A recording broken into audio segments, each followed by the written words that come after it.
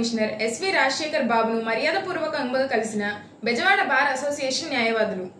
Bezawada bar association అధ్యక్ష కార్యదర్శులు కొత్త చంద్రమౌళి, అరిగల శివరామ ప్రసాద్ అలియాస్ రాజా, గవర్నింగ్ బాడీ సభ్యులు గండూరి వెంకట రామశర్మ, నిడుమోలు సుబ్రహ్మణ్యం, తలతోటి క్రాంతి కుమార్, చవల రవికుమార్, సిద్ధాపత్తిని రాజ్యలక్ష్మి కలిసి Vijayawada city police commissioner SV Rajasekhar బాబుని మర్యాదపూర్వకంగా కలవడం జరిగింది.